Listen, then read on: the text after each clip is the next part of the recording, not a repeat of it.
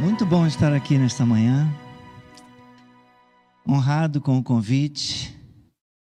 Vou convidar você para abrir a Bíblia em Lucas capítulo 1, versículo 26, vamos até o 38. No 6º mês, o anjo Gabriel foi enviado por Deus a uma cidade da Galiléia chamada Nazaré, a uma virgem que estava comprometida a casar com um homem da casa de Davi, cujo nome era José.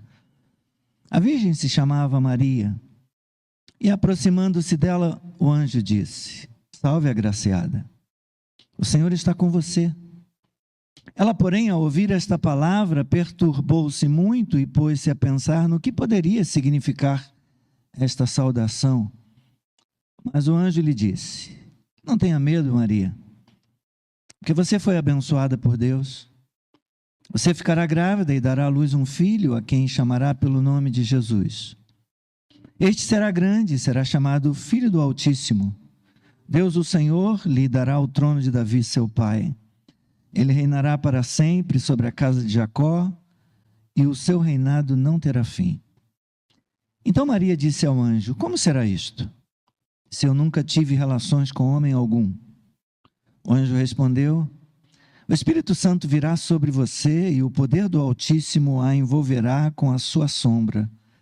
Por isso, também o ente santo que há de nascer será chamado Filho de Deus. E Isabel, sua parenta, igualmente está grávida, apesar da sua idade avançada, sendo este já o 6º mês de gestação para aquela que diziam ser estéril. Porque para Deus não há nada impossível. Então Maria disse: Aqui está a serva do Senhor. Que aconteça comigo o que você falou. Então o anjo foi embora. Seja abençoada a leitura da palavra. Deus, obrigado. Ele parecia frágil. Isabel. Alguém também dizia: nunca vai ter filho, nunca vai gerar. E Lucas diz: idade avançada, estéril, já está no 6º mês de gestação para aquela de quem diziam: é muito frágil. Para Deus não há nada impossível. No dia 31 de outubro de 2024, aconteceu no cinema brasileiro o lançamento do filme O Som da Esperança. A trama conta a história de um lugarejo pequeno no Texas, nos Estados Unidos, chamado um Possum Trot. E aconteceu algo lá que mudou, transformou a vida de dezenas de crianças. Um movimento liderado por uma igreja chamada Capela Bennett, ou Bennett Chapel. Os pastores dessa igreja, o reverendo W.C. Martin e a sua esposa Donna Martin, os pastores incentivaram 22 famílias da igreja a adotar 77 crianças que não possuíam um lar. O que eles fizeram, na verdade, foi esvaziar o sistema de adoção, não só da cidade onde eles estavam plantados com a igreja, mas de uma região, de modo que num raio de quase 150 quilômetros de distância de onde ficava o lugarejo, não havia uma só criança para ser adotada. Todas as crianças daquele lugar, registradas, cadastradas no sistema de adoção, todas as crianças foram recebidas por uma família. Uma história de amor, certamente, uma história de solidariedade, uma história linda, realizada pela comunidade cristã, realizada pelos da fé. Lá no Jardim Alvorada, nós tivemos a oportunidade de assistir esse filme, combinamos uma sessão no cinema, e fomos 85 pessoas lá do Jardim Alvorada para assistir o filme, fechamos uma sessão. E nós temos estimulado a membresia da nossa igreja a considerar a adoção como uma bênção e como uma oportunidade para o testemunho cristão. Sim, nada de errado na igreja se engajar em campanhas contra o aborto, mas seria tão diferente se, além disso, a igreja se mobilizasse para esvaziar o sistema de adoção. Dizer, não vamos deixar que tenha mais crianças sem um lar. Porque pode ser feito isso. Falando a respeito de esperança, e esse é o tema que eu quero tratar com os irmãos nessa manhã, Max Lucado diz o seguinte: esperança não é o que você aguarda, é aquilo com que jamais sonharia. Esperança é um conto alucinante e improvável, com um final do tipo, me belisque para eu ver se eu não estou sonhando. É Abraão ajustando suas lentes, pastor Simval, suas lentes bifocais, não para ver o neto, mas para ver o filho, após ser pai com 100 anos de idade. É Moisés de pé na terra prometida, não para ver Arão e Miriam ao seu lado, mas para ver Elias e Cristo transfigurado no Monte da Transfiguração. É Zacarias mudo aos olhos de sua esposa Isabel, grisalha, mas com 6 meses de gestação. São os 2 discípulos peregrinos no caminho de Emaús, se estendendo para apanhar um pedaço de pão, apenas para ver que as mãos que lhes ofereciam o pão estão furadas com as marcas dos cravos. Esperança não é um desejo concedido ou a realização de um favor, não. Muito mais do que isso. Esperança é a dependência feliz e imprevisível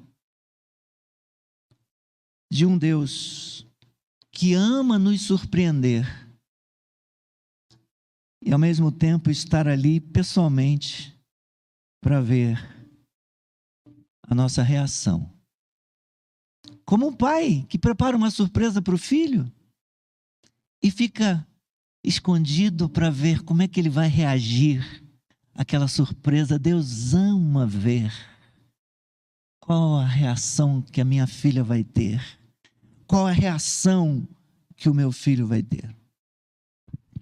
Irmãos, eu sei que hoje a igreja comemora o aniversário do seu pastor regente, pastor Álvaro. Eu estou muito honrado de estar aqui com os irmãos para esse culto e eu agradeço mais uma vez o convite feito pelo pastor Simval. Mas, nesse momento, eu quero falar um pouquinho de outro nascimento, de outro aniversariante. Me permita, pastor Álvaro. O texto base da mensagem desta manhã nos fala de eventos que precederam o nascimento de Jesus. Esses acontecimentos que encaminharam o nascimento de Jesus, eles podem ser resumidos nas palavras do anjo que estão registradas no versículo 37. Observe rapidamente comigo, por favor, já falamos delas mais uma vez, para fixarmos bem, diz o versículo 37, as palavras do anjo do Senhor, porque para Deus não há nada impossível. Mais uma vez, porque para Deus não há nada impossível. As palavras ditas pelo anjo do Senhor para Maria, elas lembram a pergunta de Deus feita a Abraão, por ocasião do anúncio de que Sara daria à luz Isaque, mesmo na sua idade avançada. Isso está registrado lá em Gênesis, no capítulo 18, versículo 14. Quando é dito, por acaso existe algo demasiadamente difícil para o Senhor? Alguém diria que aquele menino franzino vai conseguir fazer uma igreja desse tamanho? Talvez, como ele disse, ninguém acreditaria, ninguém imaginaria. Por acaso existe algo demasiadamente difícil para o Senhor? O Senhor pergunta isso para que saibamos, Ele pergunta isso para que creiamos, Ele pergunta isso a fim de nos lembrar e encorajar a nossa fé nesta manhã, porque para Deus não há nada impossível. Mas vamos olhar um pouquinho para o texto.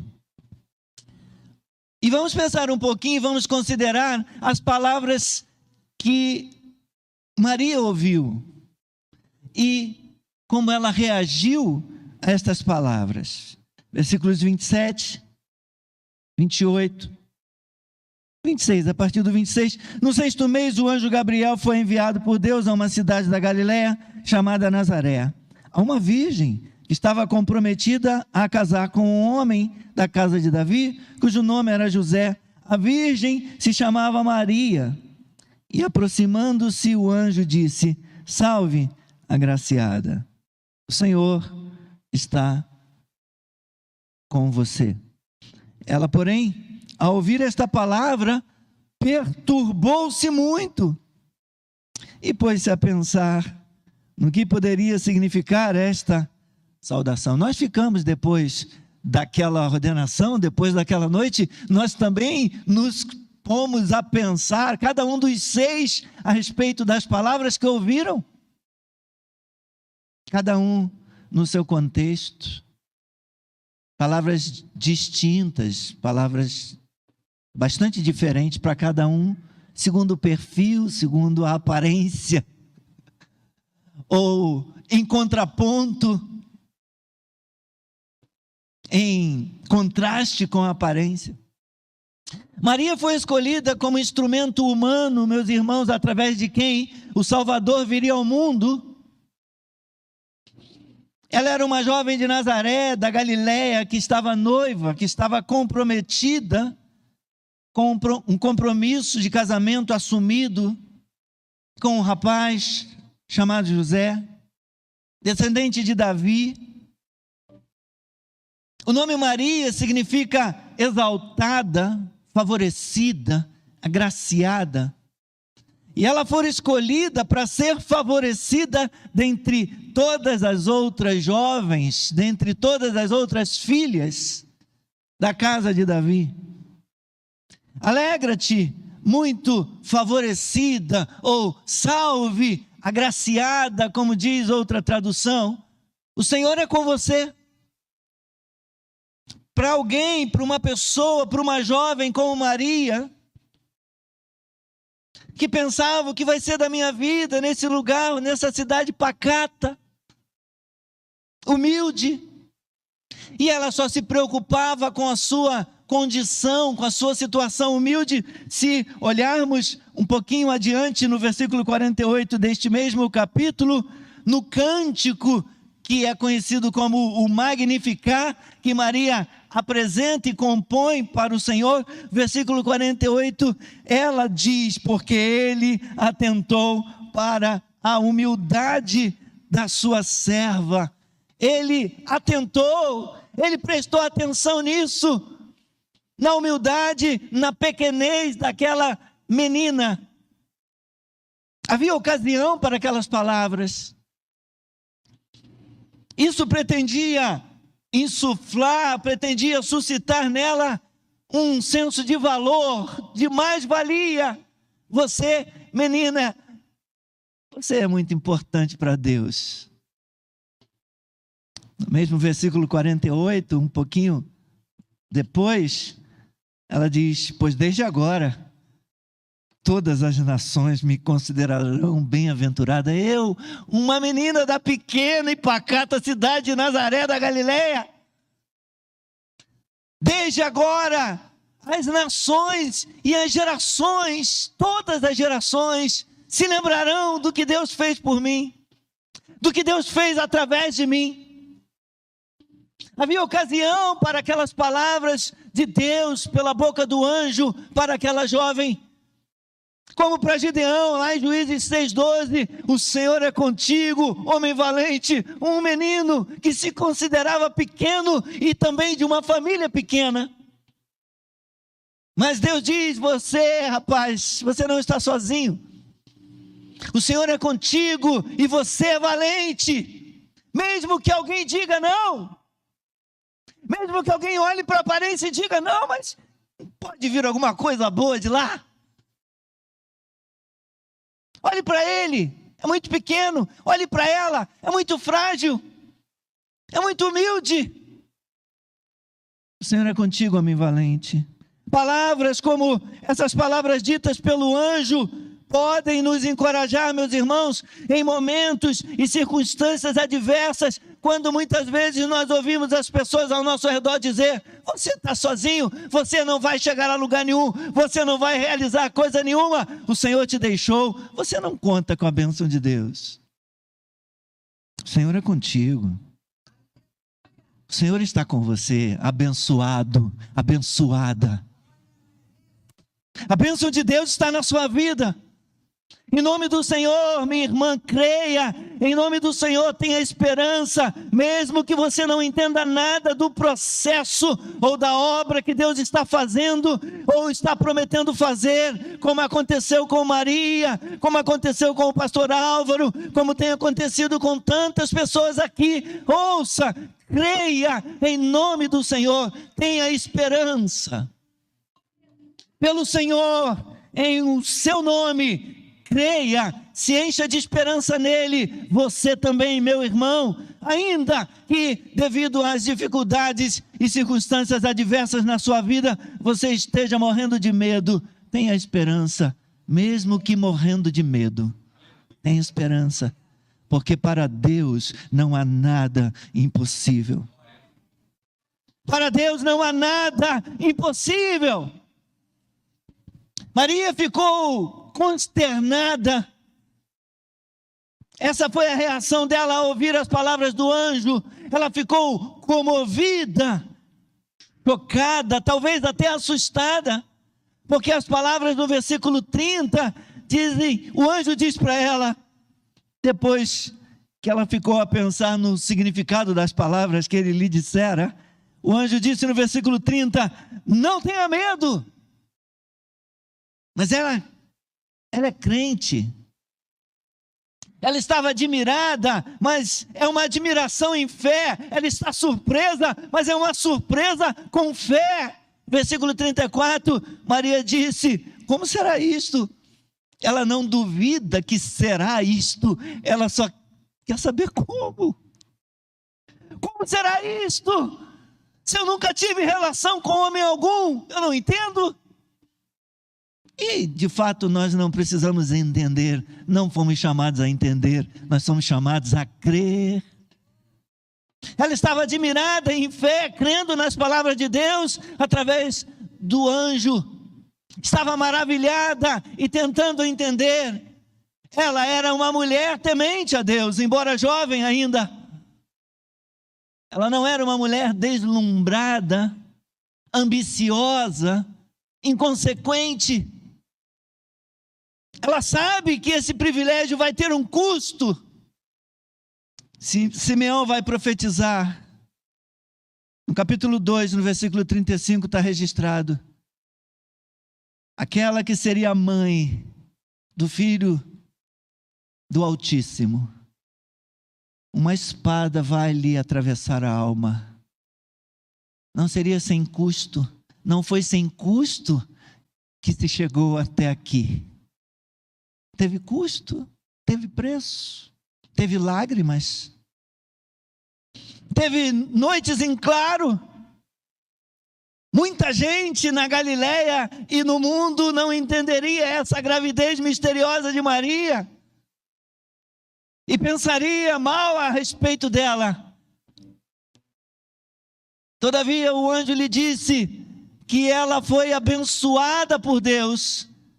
E ela recebeu a sua missão e oportunidade como bênção da parte de Deus. A palavra traduzida por abençoada, aqui no texto é caris, que significa graça. A reação de Maria demonstra, portanto, que embora ela não entenda, embora ela não saiba como Deus fará, mas ela crê que Deus fará. Ela entende que Deus a escolheu e a abençoou para ser receptora da graça e não doadora de graça. Ela está pronta para receber tudo que Deus tem preparado para ela. E ela confirmou isso, esse entendimento, essa compreensão de que Deus a escolheu para ser receptora de graça e não fornecedora de graça e não doadora de graça. Ela coloca isso no cântico que ela compõe. Rapidamente, por favor, a partir do versículo 46. Ela diz: eu não fiz nada, Deus fez tudo. Lutero também, por ocasião da reforma, quando vinham parabenizá-lo pelo sucesso da reforma, o impacto das 95 teses afixadas lá na porta da igreja do castelo, ele disse: eu não fiz nada, a palavra de Deus fez tudo. Versículo 46, então Maria disse, o cântico de Maria, o Magnificat: a minha alma engrandece a quem? Ao Senhor, e o meu espírito se alegrou em quem? Em Deus, meu Salvador, porque Ele atentou para a humildade da sua serva, porque desde agora todas as gerações me considerarão bem-aventurada, porque Ele, o Todo-Poderoso, me fez grandes coisas. Santo é o seu nome, Ele é doador de graça, eu apenas recebi, estou recebendo, a sua misericórdia vai de geração em geração sobre os que o temem. Ele agiu com o seu braço valorosamente, Ele dispersou os que no coração alimentavam pensamentos soberbos, Ele derrubou dos seus tronos os poderosos e exaltou os humildes. Ele encheu de bens os famintos e despediu vazios os ricos. Ele amparou Israel, seu servo, a fim de lembrar-se da sua misericórdia a favor de Abraão e de sua descendência para sempre, como havia prometido aos nossos pais, porque Deus é fiel e nenhuma das suas promessas deixará de se cumprir. Todas as promessas de Deus se cumprirão e nenhuma cairá por terra, irmãos. E foi tudo Deus, diz Maria, foi Ele. Ele me doou, Ele me abençoou. Ele é gracioso, Ele é generoso, Ele é poderoso. Mas o texto não fala só de Maria. Versículos 31. Você ficará grávida, Maria. Você dará à luz um filho, a quem chamará pelo nome de Jesus. Este será grande e será chamado Filho do Altíssimo. Deus, o Senhor, lhe dará o trono de Davi, seu pai. Ele reinará para sempre sobre a casa de Jacó, e o seu reinado não terá fim. Aleluia, aleluia. Bendito seja o nome do Senhor. O filho que Maria iria gerar do Espírito Santo, ou seja, da parte de Deus, se chamaria Jesus, que é o equivalente no hebraico a Yoshua, Josué, que significa Javé é salvação. Esse nome dado a José pelo anjo Gabriel para que ele batizasse Jesus, para que ele o pusesse no filho de Maria, que seria identificado como Jesus de Nazaré, porque Jesus era um nome comum naquela época.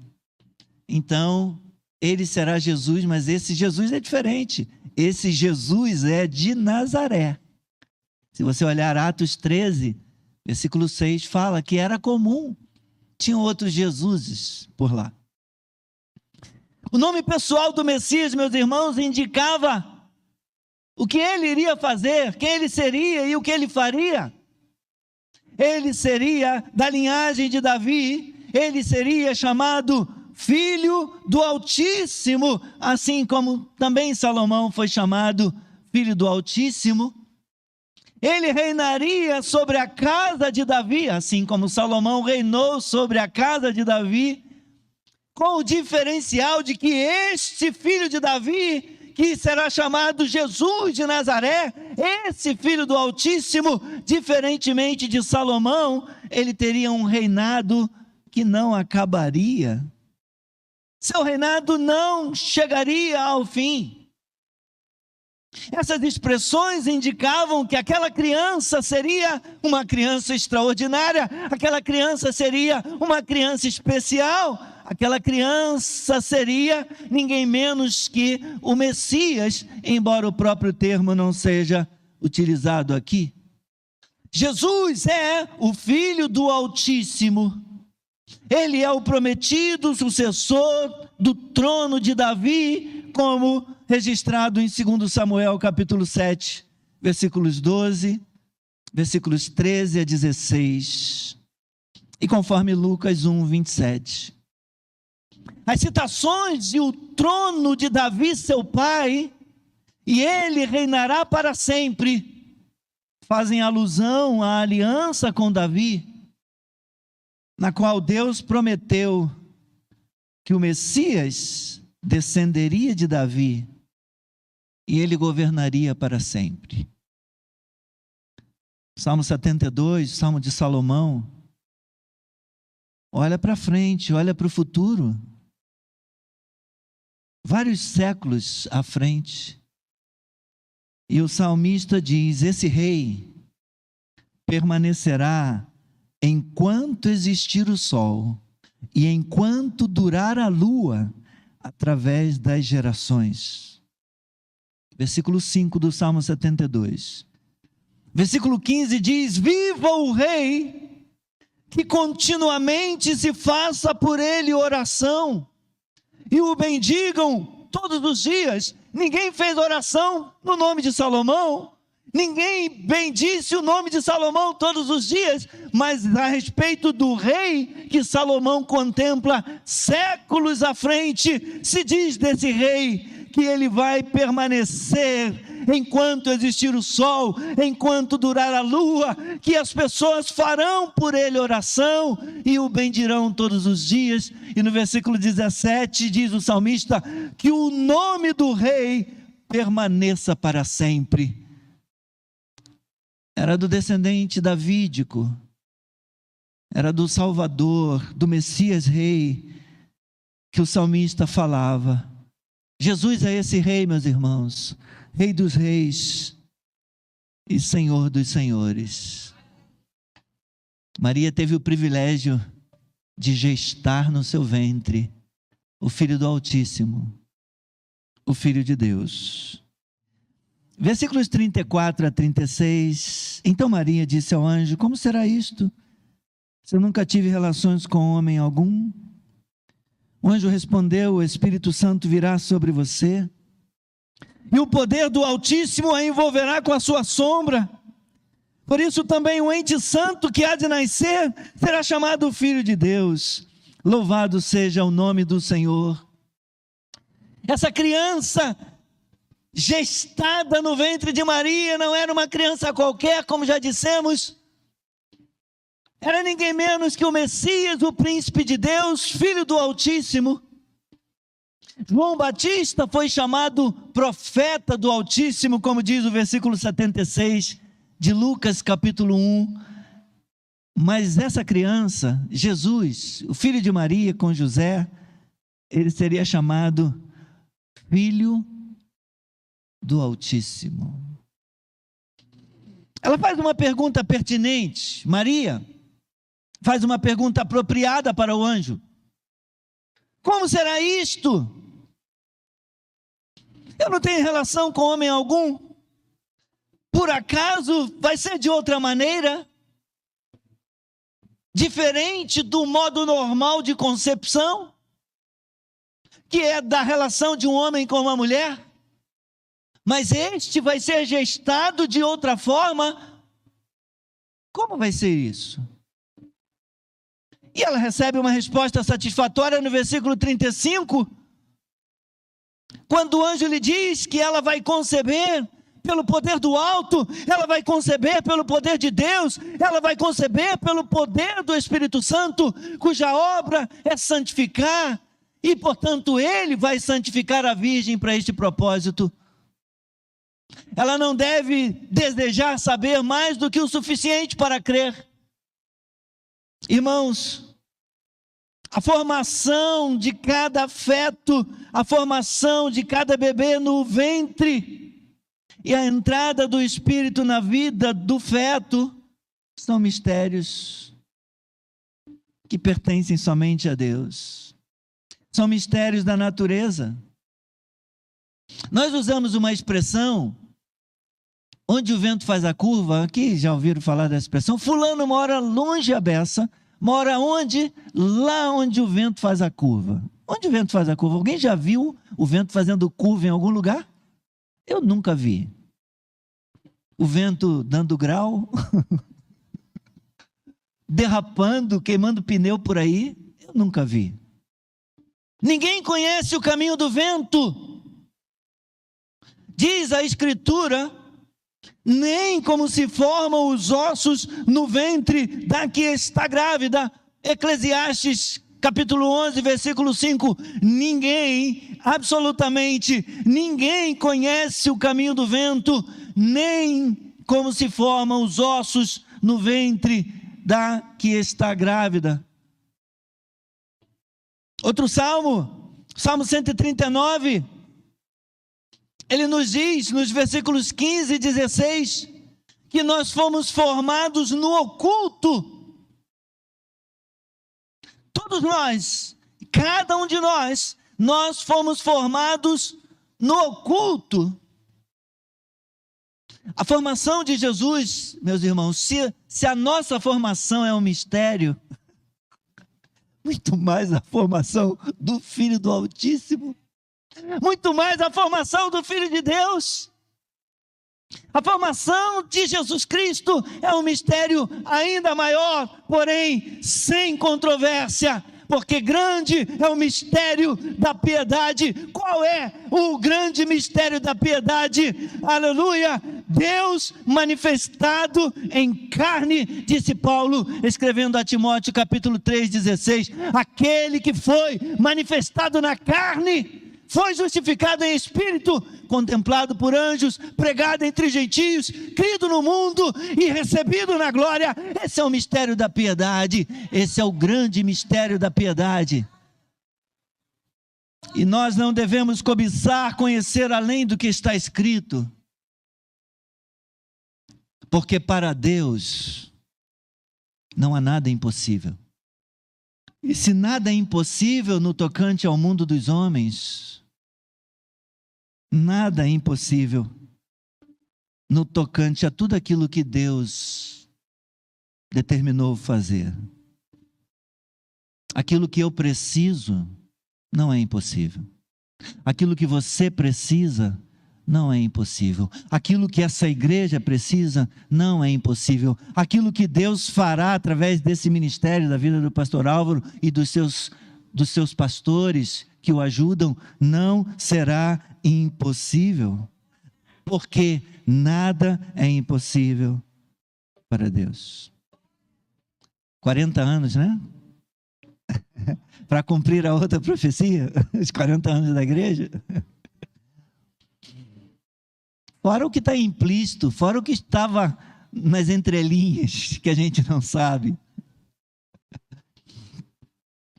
Irmãos, o nascimento de Jesus é a mensagem da esperança de Deus para o mundo, a mensagem de esperança de Deus para nós. E eu encaminho para concluir.